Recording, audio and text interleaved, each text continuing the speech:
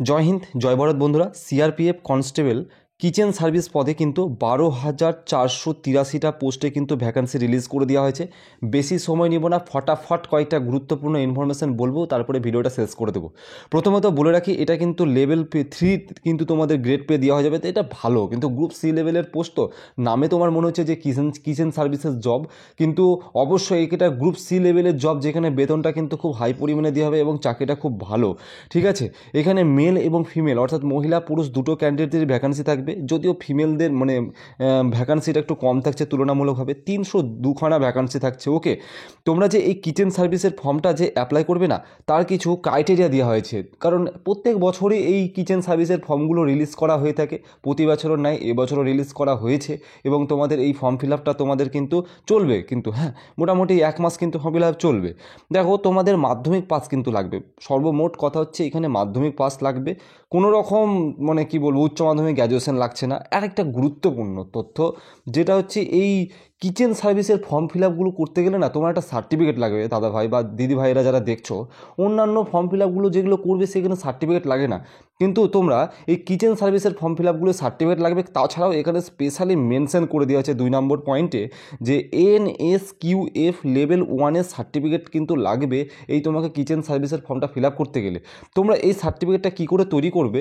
দেখো, আমি একটা সাজেশন তোমাদেরকে করতেই পারি, তোমরা আমার টেলিগ্রামে যুক্ত হয়ে যাও। তোমরা যদি এই সার্টিফিকেট করতে চাও, তাহলে আমাকে টেলিগ্রামে দেখবে আমার পার্সোনাল চ্যাটটা অন করা আছে, সেখানে তোমরা আমাকে মেসেজ করো যে দাদা ভাই, যে আমি এই NSQF এর সার্টিফিকেটটা করতে চাই। তাহলে কোথা থেকে করব? তুমি জাস্ট একটা আমাকে হাই বলে মেসেজ করবে, আমি তোমাকে সঠিক তথ্য প্রদান করে দেবো যে কোন ইনস্টিটিউট থেকে করলে বেটার হয়।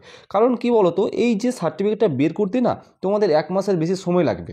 তাহলে যেহেতু ফর্ম ফিল আপটাও মোটামুটি কাছাকাছি ডেটে চলে এসেছে, তাহলে এই সার্টিফিকেটগুলো আগে থেকে করে নেওয়া ভালো। আমার ওপিনিয়নটা আমি তোমাদেরকে শেয়ার করলাম। এখানে কোয়ালিফিকেশান কিন্তু 18 থেকে 25 বছরের মধ্যেই লাগে। ঠিক আছে, 18 থেকে 25 বছরের মধ্যেই কিন্তু লাগে।